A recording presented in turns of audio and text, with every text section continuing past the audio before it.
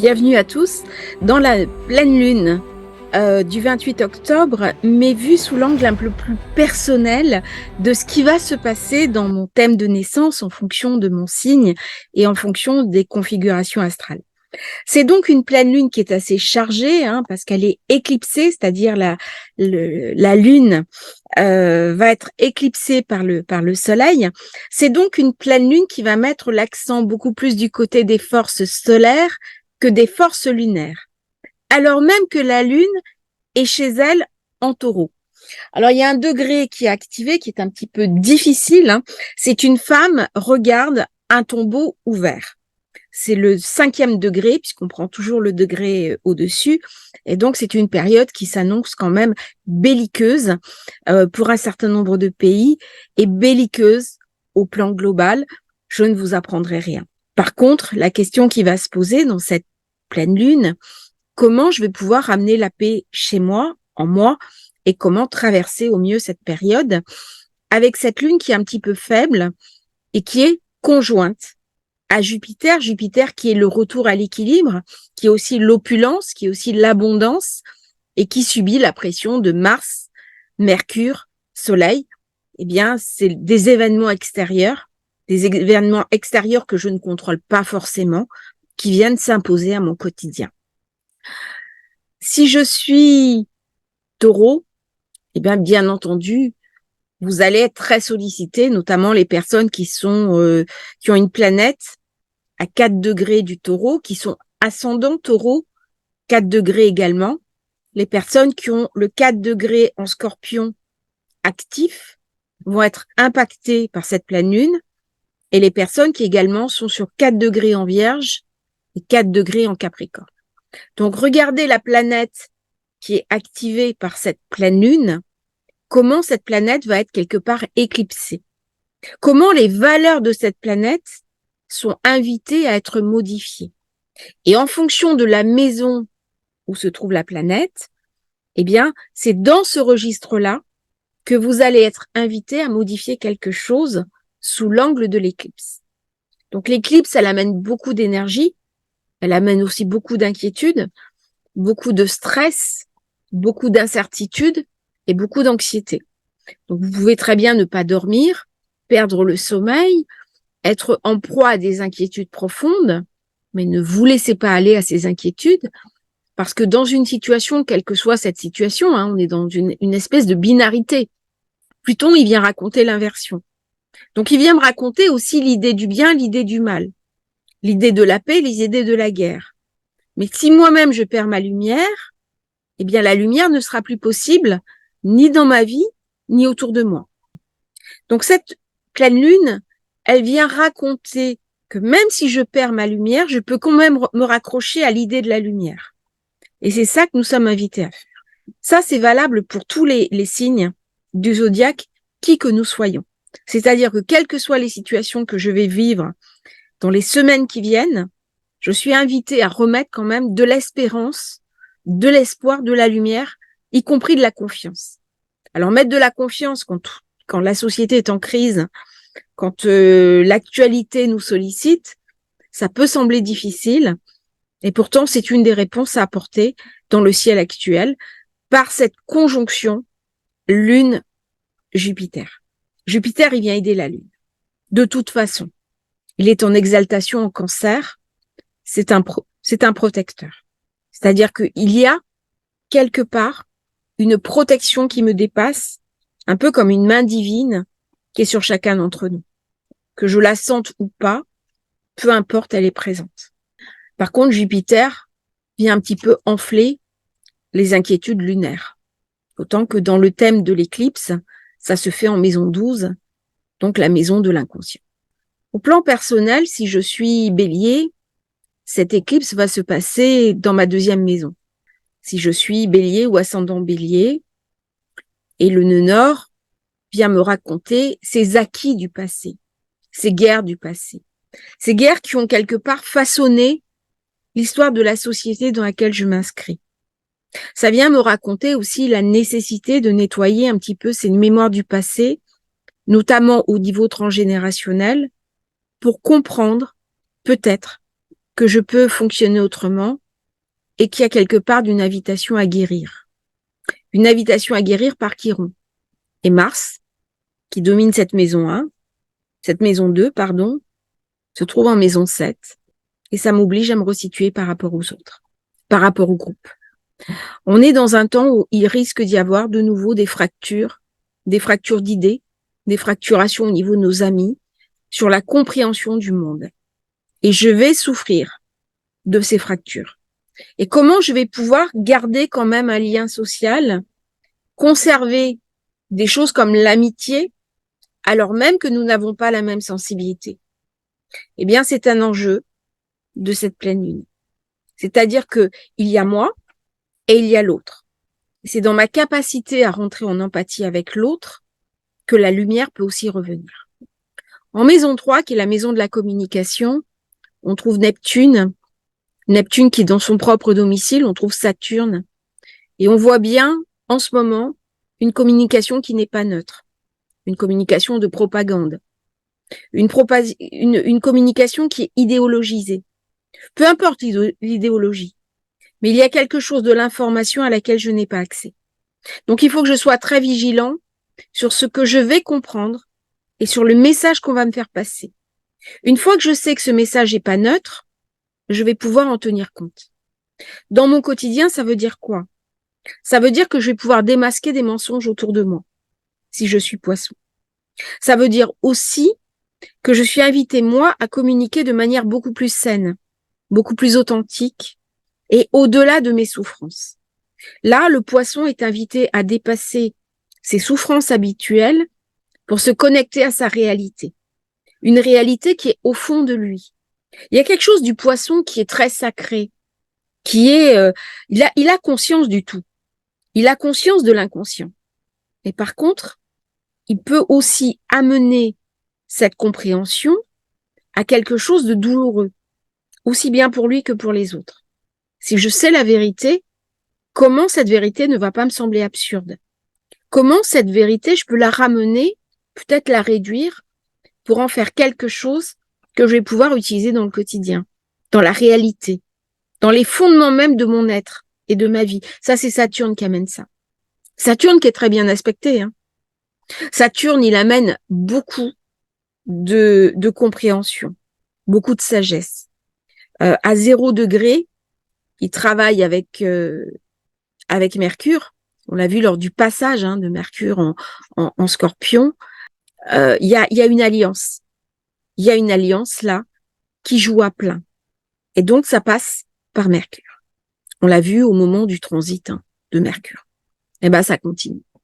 Même si le transit Saturne-Mercure n'est plus vraiment en bon aspect, mais Mercure est toujours conjoint au Soleil. Et il n'est pas brûlé, Mercure, par le Soleil. Les poissons, en partie, c'est vous qui avez une partie de la réponse. Il va se poser la question donc de la maison 3, de comment je vais communiquer ma sagesse. Comment je vais communiquer mon monde intérieur. Ça peut donner aussi envie de se déplacer, de souffler un peu, de partir en week-end, de se rapprocher de ses frères et sœurs. Au Verseau, on arrive à la maison 4. La maison 4 qui attend impatiemment l'arrivée de Pluton, qui va amener des changements profonds, ce que Uranus aime beaucoup. Eh bien, moi, en tant que Verseau, j'ai vraiment conscience qu'il y a quelque chose qui s'achève et qu'on est sur un terrain qui est très explosif. J'ai mon propre Uranus qui est en Taureau. Uranus en Taureau, il vient casser les certitudes. Dernier passage Uranus-Taureau, c'était la Deuxième Guerre mondiale. Sauf que là, les configurations sont plus les mêmes. Donc j'ai vraiment conscience d'un danger. J'ai conscience aussi qu'il faut que je protège la Terre. Le Verseau, à ce moment-là, il va passer à titre personnel en maison 4 sur un besoin de se recentrer sur sa famille, sur sa mère, sur son père, sur ses enfants, mais aussi sur quelque chose qui est achevé. Achevé au plan du projet, achevé au plan du groupe. On arrive à la fin des choses. Pour le Verseau, chaque fois qu'il y a une fin des choses, elle est souvent violente. C'est une révolte, c'est une révolution. Est-ce que cette maison 4 en Verseau va m'amener à une fin des choses plus calme? C'est pas certain. Mais aussi bien au plan global qu'au plan individuel, je suis invitée à faire le point. Qu'est-ce qu'il faut que je mette en exergue? Qu'est-ce qu'il faut que j'achève pour redémarrer un nouveau cycle? Maison 5 en Capricorne. Alors là, dans cette pleine lune, on a vu l'importance de Saturne qui amène de la raison. C'est raison gardée. C'est-à-dire qu'on voit les intellectuels, on voit les négociations de paix et on voit tout le danger en maison 5 de nos projections et jusqu'où ça peut aller. C'est-à-dire il y a une prise de conscience. La maison 5, c'est la maison du théâtre, des plaisirs, du jeu, mais aussi du jeu politique. Là, en Capricorne, c'est le jeu politique. C'est pas le jeu. Le jeu, c'est la maison 5. Donc là, si je suis dans le jeu des alliances, c'est Game of Thrones, par exemple. D'autant plus renforcé que j'ai Pluton. Et là, c'est des jeux de dupes. C'est-à-dire que qui va gagner par rapport aux alliances avec l'autre? Ce sont des jeux très sombres, très secrets. On voit la maison 12, hein, qui est très, très importante dans cette pleine lune. Eh bien là, ce sont des jeux d'alliance. Peut-être que ce qui s'est passé au niveau international, c'est uniquement pour empêcher une alliance. Eh bien moi, si je suis Capricorne, quelles sont les alliances que je vais pouvoir maintenir dans ma vie? Comment je vais pouvoir poser un regard lucide sur les questions de ma vie? À quoi je suis invitée à jouer? Quel jeu je peux jouer dans le monde? Chez le Capricorne, il y a besoin de prendre une place dans la vie, de trouver le sens de sa vie. Alors ça peut être ses enfants. Les enfants, c'est aussi de la maison 5. Cette maison 5, eh bien, elle m'invite à voir ce qui a vraiment de l'importance pour moi. Et elle me renvoie, bien sûr, à ce Neptune qui est invité à s'ouvrir à d'autres sensibilités et à l'humanisme. Et puis là, je cumule. J'ai une maison 6 qui arrive en Capricorne également. Alors, on voit l'importance du Capricorne, qui a 2 maisons. Maison 6, c'est le quotidien. C'est une maison qui est difficile. Pour les anciens, c'était considéré comme une maison complexe. Et moi, Capricorne, eh bien, j'ai le choix.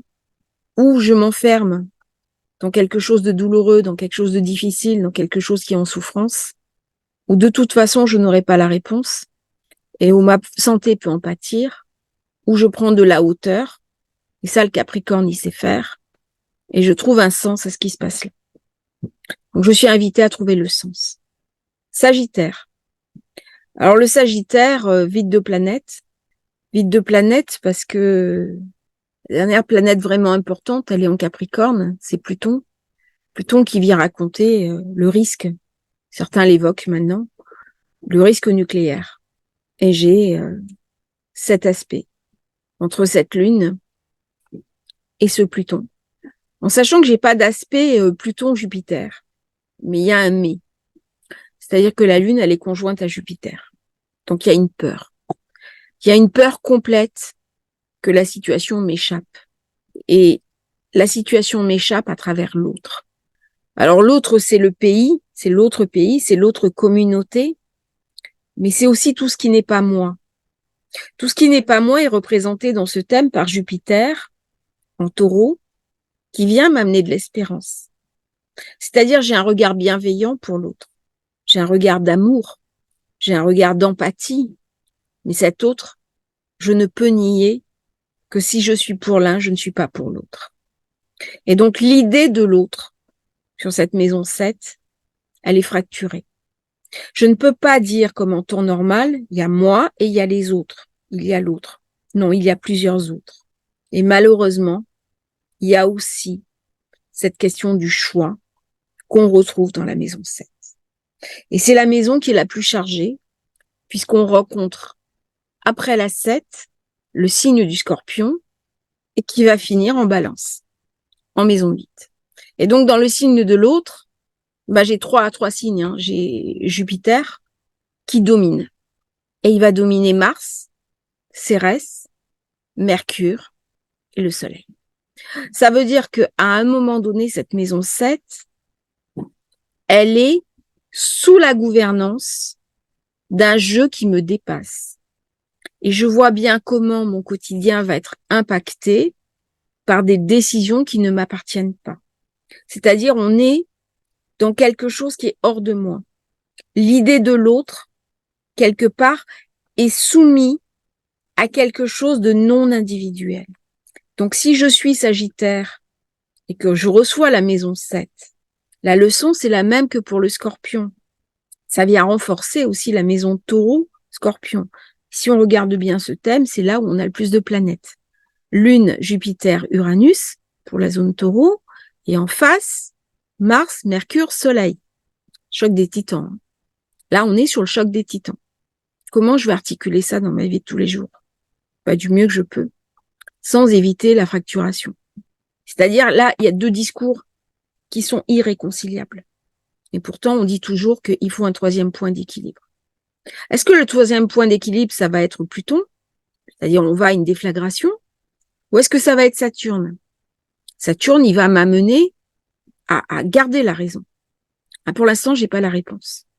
La réponse, elle me viendra plus tard. Et là, il y a un choix. Mais moi-même, à titre personnel, j'ai aussi le choix. C'est-à-dire comment je vais traiter l'autre.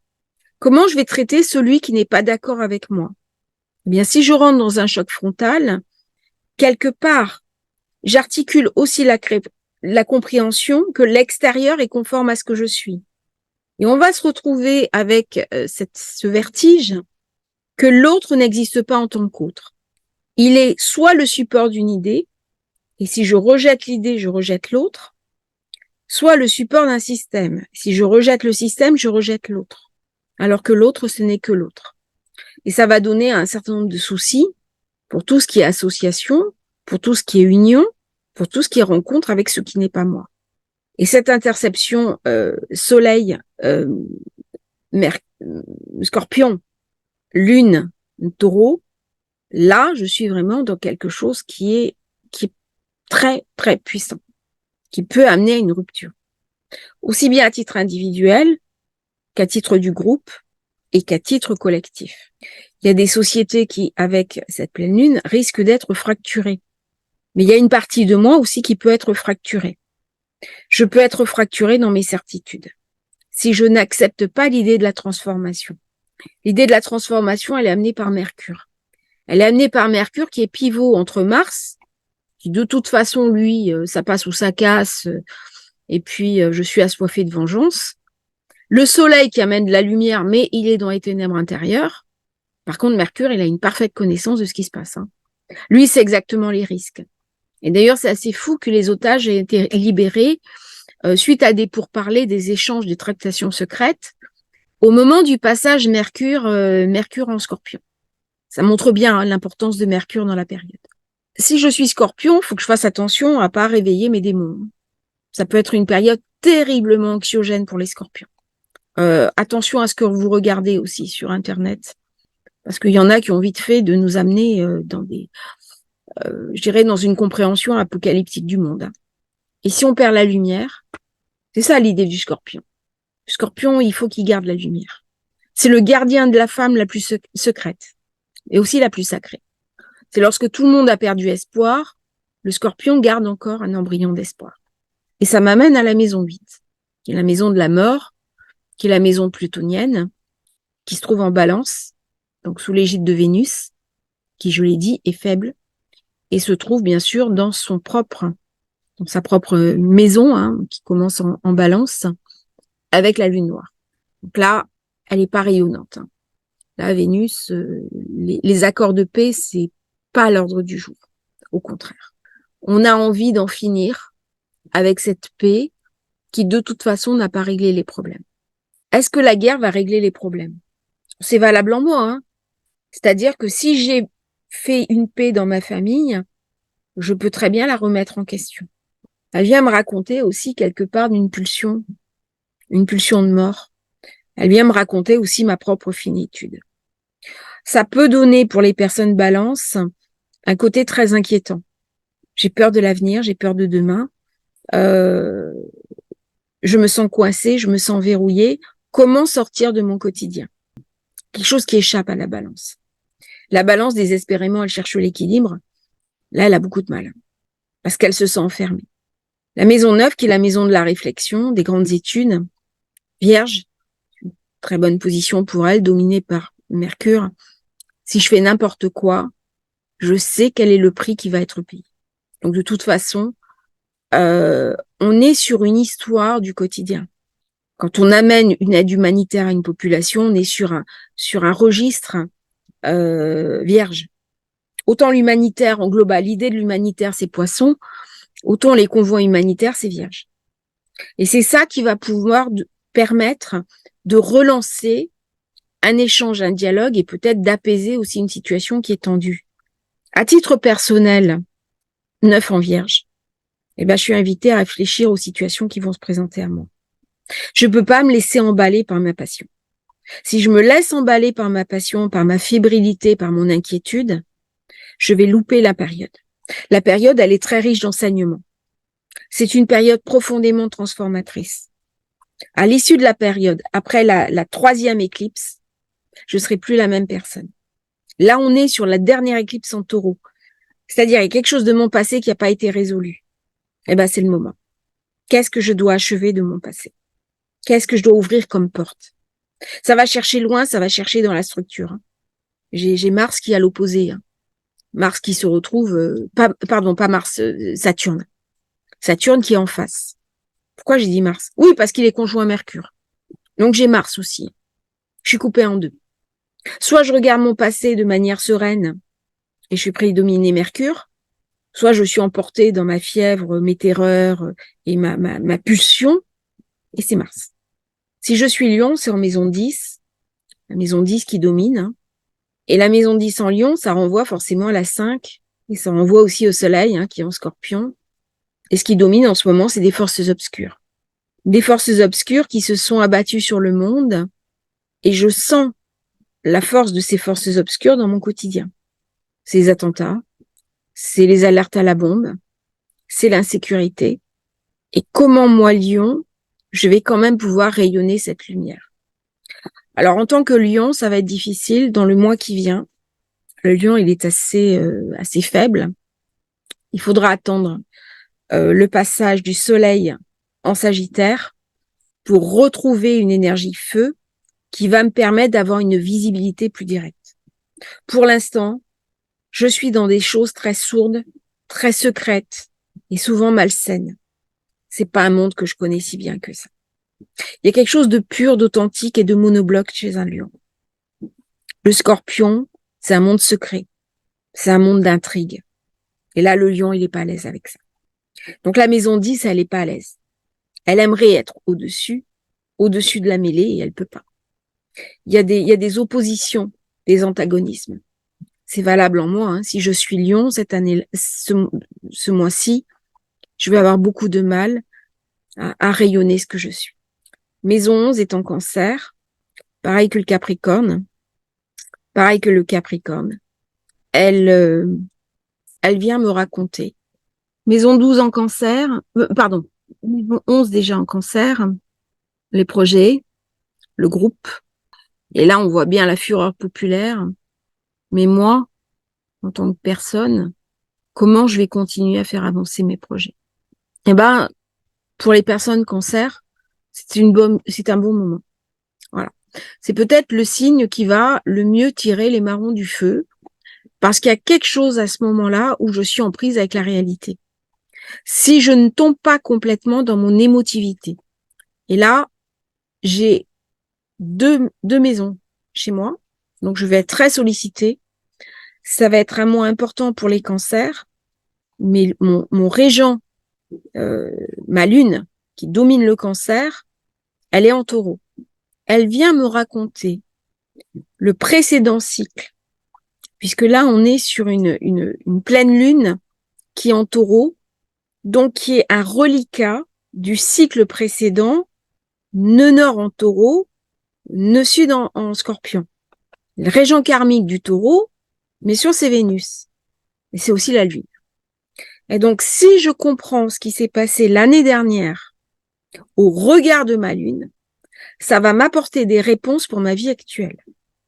Donc, il y a quelque chose, un travail intérieur à faire qui est renforcé parce que j'ai aussi la maison 12 en Cancer. Et la lune, elle se trouve en maison 1, forcément. Donc, pour les amis Cancer, c'est une période favorable. C'est une période où je récupère de l'énergie, où je récupère du pouvoir, où je récupère de la compréhension.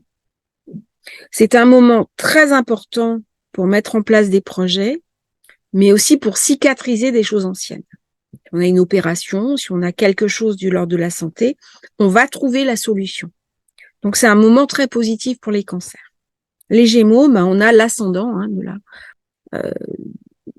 de la pleine lune, mais toutes les planètes sont en taureau.